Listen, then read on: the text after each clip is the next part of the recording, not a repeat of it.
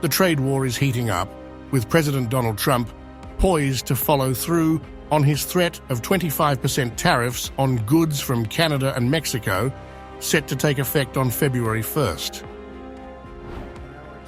What was once a mere warning has now become a reality, as Trump aims to use tariffs to address trade deficits, undocumented immigration, and the flood of fentanyl from neighboring countries. So we'll be announcing the tariffs on Canada and Mexico for a number of reasons. Number one is the people that have poured into our country so horribly and so much. Number two are the drugs, fentanyl, and everything else that have come into the country. And number three are the massive subsidies that we're giving to Canada and to Mexico in the form of deficits. And I'll be putting the tariff of 25% on Canada and separately 25% on Mexico.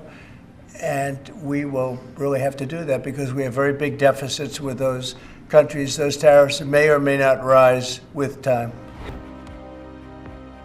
Trump, long critical of trade practices with both countries, emphasized that these tariffs are necessary to correct what he perceives as unfair deals. He also hinted at possible future increases, although the decision on whether oil from these nations will be impacted remains pending. We may or may not. We're going to make that determination probably tonight on oil. Yeah, because they send us oil, we'll see. It depends on what the price is.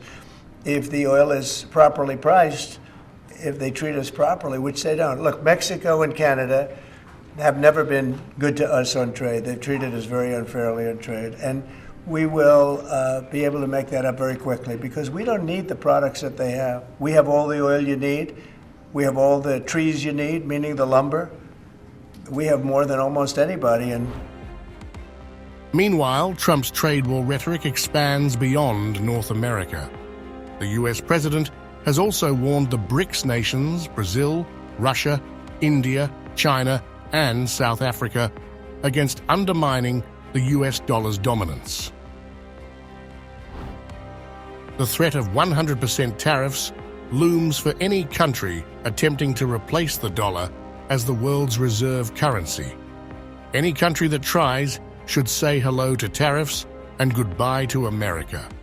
Trump posted on Truth Social, reiterating his earlier warnings from November.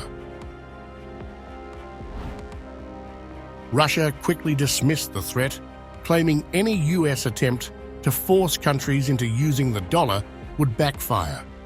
With Brazil set to host the BRICS summit in 2025, President Luiz Inácio Lula da Silva made it clear that retaliation would follow if Trump imposes tariffs on Brazilian products. If he taxes Brazilian products, there will be reciprocity. Simple, there's no difficulty. Look, I've governed Brazil with Republican presidents. I've governed with Democratic presidents. And my relationship is always the same. My relationship is that of a sovereign state with another sovereign state. I want to respect the United States. And I want Trump to respect Brazil, that's all. The ongoing tariff battle over trade imbalances and global currency dynamics is reshaping US relations with both its North American neighbors and its global rivals. As BRICS nations push back on the dominance of the dollar, Canada and Mexico brace for a volatile trade year ahead.